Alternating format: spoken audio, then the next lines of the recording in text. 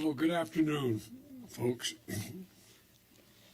Our nations and our world stand at a genuine inflection point in history.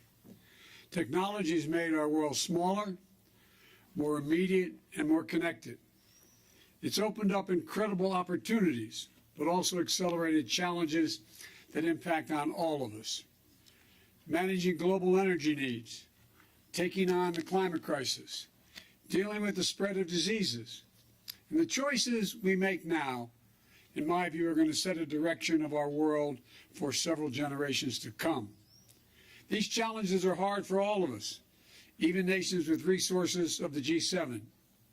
But developing countries often lack the essential infrastructure to help navigate global shocks like a pandemic.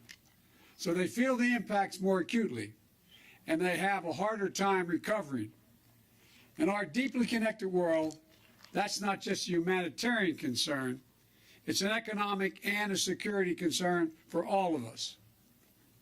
That's why 1 year ago when this group of leaders met in Cornwall, we made a commitment. The democratic nations of the G7 would step up and provide financing for quality, high standard, sustainable infrastructure in developing and middle income countries. What we're doing is fundamentally different because it's grounded on our shared values of all those representing the countries and organizations behind me. It's built using the global best practices, transparency, partnership, protections for labor and the environment. We're offering better options for countries and for people around the world to invest in critical infrastructure that improves the lives, their lives, all of our lives, and delivers real gains for all of our people, not just the G7, all of our people. Today we officially launched the Partnership for Global Infrastructure and Investment. We collectively have dozens of projects already underway around the globe. And I'm proud to announce the United States will mobilize $200 billion in public and private capital over the next 5 years for that partnership. We're here today because we're making this commitment together as a G7 in coordination with one another to maximize the impact of our work. Collectively, we aim to mobilize nearly $600 billion from the G7 by 2027. These strategic investments are areas of critical to sustainable development and to our shared global stability. Health and health security, digital connectivity, gender equality and equity, climate and energy security. Let me give you some examples of the kinds of projects that are underway in each of these areas. First, health. 2 years ago, COVID-19 didn't need any reminders about how critical investments in healthcare systems were and health security is, both to fight the pandemic and to prepare for the next one, because it will not be the last pandemic we have to deal with. That's why the United States, together with the G7 partners and the World Bank, are investing in a new industrial-scale vaccine manufacturing facility in Senegal. When complete, we'll have the potential to produce hundreds of millions of doses of vaccine annually for COVID-19 and other diseases. It's an investment that will enhance global vaccine supplies as well as improve access and equity for developing countries. Second, in the digital area, our economy's future increasingly depends on people's ability to connect to secure information and communications technologies. We need to strengthen the use of trusted technologies so that our online information cannot be used by autocrats to consolidate their power or repress their people.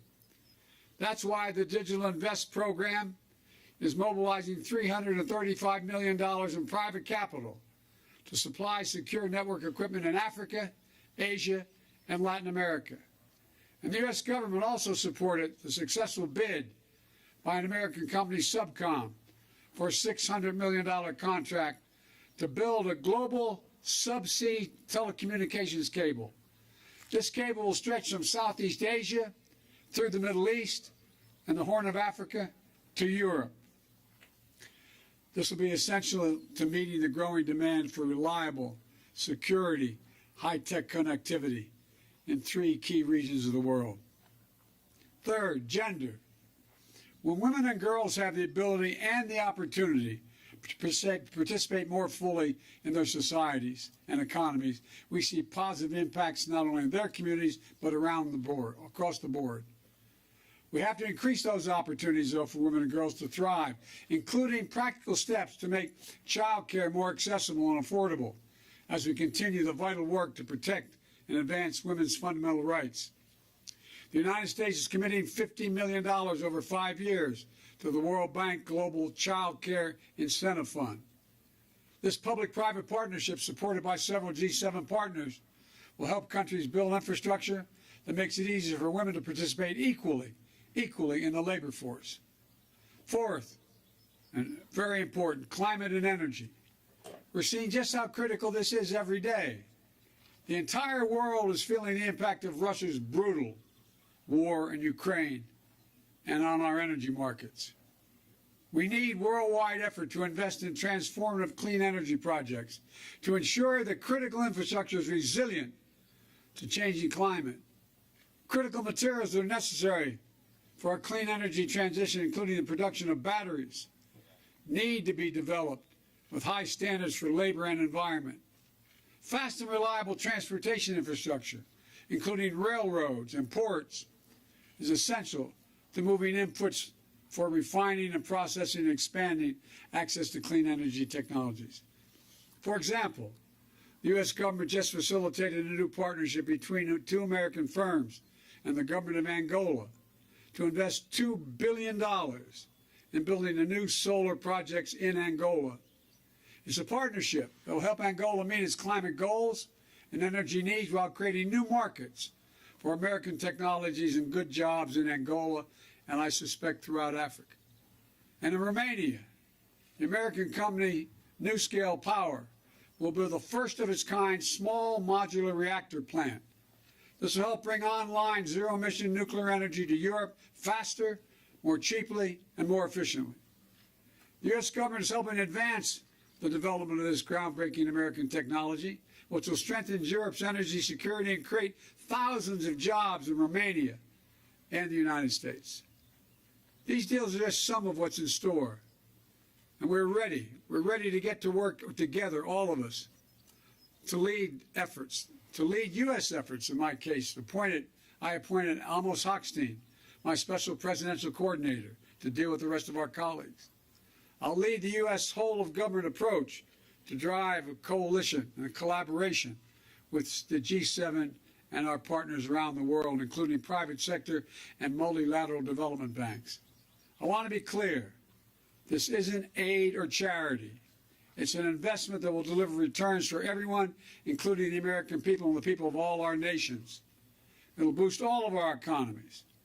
It's a chance for us to share our positive vision for the future and let communities around the world see themselves and see for themselves the concrete benefits of partnering with democracies.